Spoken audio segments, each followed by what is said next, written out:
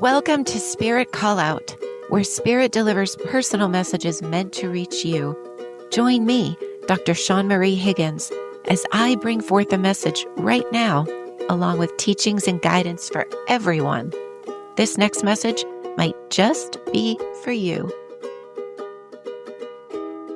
This is Dr. Sean Marie Higgins for another episode of Spirit Call Out. This is where I call out spirits who have come to me to reach their living in body loved ones, which is sort of the opposite of what most mediums do, which is they have living in body people coming to reach their crossed over loved ones in spirit form. So I do both. However, since the emergence of more spirit wanting to reach their living in body loved ones, I've created this podcast called Spirit Call Out to serve and to help connect and be that bridge between spirit and human, and to also take the scary out of spirit. All of these entities are coming forward out of love, reassurance, and devotion to their living loved ones who are still in living body in order to let them know they are here, they are part of your life, they're not missing anything in your life, and they see you, they hear you, they love you. That's the message, the overriding message of all spirit that comes through. And then I will translate any other information that's more specific, such as the case in this episode where a gentleman came through and I saw a couple of different entities in this spiritual encounter, I would say. And I say encounter, or I could call it a spiritual occurrence, because I'm actually interdimensionally drawn into a vibrational world where there may be more than one spiritual entity speaking.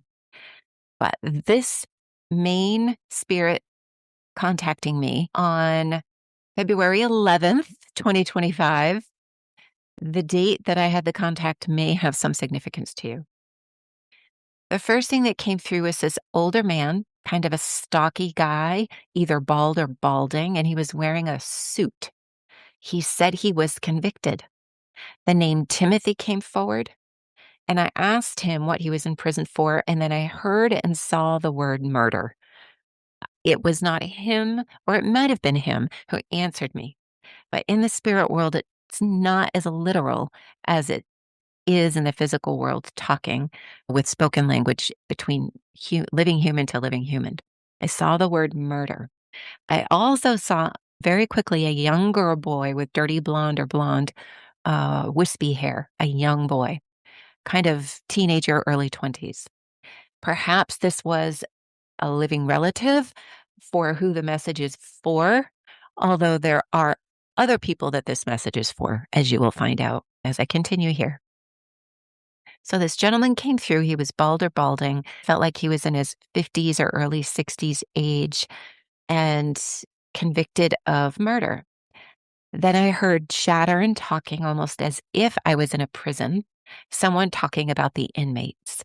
And this is information that let me know for sure that this person was actually in prison, an inmate, when he passed away. I heard the word inmates being mumbled amongst the chatter of other beings that were in the scenario. Then, interestingly enough, I saw piano keys. So perhaps this man played piano, and then he said the phrase key to your heart, like the musical key to someone's heart. Now, this might have been an inside joke that would be validating for the living in body loved ones to confirm that this is really their spirit loved one, an inside joke that only you would know. No one else would know this. So this is a sentiment brought forward to talk to someone or reach someone who was the key to this man's heart, a musical key. And I am getting that it's an inside joke kind of thing. And now I'm feeling he's wearing a baby blue suit. That was kind of another identifying kind of funny thing, is that maybe once he had worn a baby blue suit for an occasion, and it was a silly, fun, memorable sort of thing, which would bring forward yet another identifying factor to the family to which he's trying to reach. He's indicating that he was wrongly convicted. I'm not shown visually how he died at this time. He says something about a headstone. He says headstone. He shows me a headstone. Something may have been put on the headstone that he appreciates. that is honoring him and he wants to acknowledge what was put on his headstone. And during the communication, I felt my head and neck being forcefully, but mildly forcefully, turned to my left and looking down. Even when I was trying to look back up and straight, I felt that force encouraging my head and neck to look to the left and down. So I then did an intention and an affirmation to clear myself because I don't necessarily like my body taken over by spirit. So I did a cleansing and clearing, and I immediately felt the sharp sensation at the very top of my head. It was not painful, it was more of a sharp tickle, but it was very deliberate.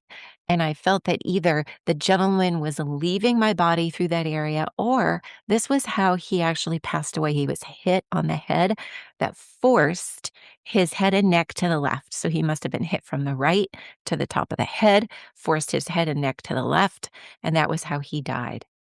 Now, a lesson here in mediumship, because I do classes on mediumship, and with my spirit callouts, I always learn something new. And what I learned today, or on February 11th, when I felt this information coming through, was that one who does physical mediumship, meaning they feel what the spirit's feeling as a form of communication that comes through. It's not the entire communication, but it's part of it.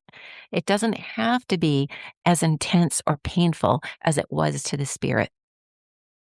Now, I've always sort of shut that part out because I do not want to feel pain. I do not want to feel sick, and I do not want to experience any emotional trauma or negativity in my body because even angry or disappointed or sad emotions can start the release of those neurotransmitters in my brain, which then lead to not very healthy chemical cascades of cellular effect and behavior through my body. I do not want to feel negative sensations and thoughts through and emotions through my body. So I was always hesitant to actually go to that place of the physical mediumship. And almost all of what I get is literally visual, literally hearing and telepathy. However, what I was feeling during this episode was that I could still feel what was happening to the spirit without giving up control of how I felt it. So let us know this as mediums that we can put a boundary up to blunt the sensation so that we are only feeling it enough to get the information that's necessary, but we do not have to feel it enough to validate that spirit's pain. That is not our pain to validate, but we can know about it and relay it, but it doesn't have to be painful for us too. That doesn't have to be transferred. What the important transfer is the knowing of what happened to this individual to cause his death. And that was it. That's what he was trying to relay. And so I was able to feel that. And I did cleanse and clear myself a few different times just to make sure that I wasn't being fully immersed physically into this experience, which is a boundary that I have for spirit because I'm very open and I will feel a lot if I don't create very firm boundaries about what it is that I will and will not experience and how I will and will not experience them. So, this was a good lesson for me to know that I could back off. So, just to recap, the things that stood out to me were the baby blue suit as an identifying kind of silly memory that may have been shared with the living loved ones. The musical key to my heart, you're the key to my heart. And the piano was very memorable in identifying who this person is. And younger man or older teenage boy with wispy, dirty blonde hair who may be a relative, a son, a nephew, or something like that. And also, I feel the key to my heart was going out to a woman, maybe to his lover, his wife, his partner, or maybe even someone else. But I felt that information was going out to a female living in body. So I believe that sums up this spirit call out. And all of these call outs, I do get more information if I revisit them again. However, I don't do that another time unless I'm contacted by the family through my website or email after the spirit call out. So thank you very much for listening to this.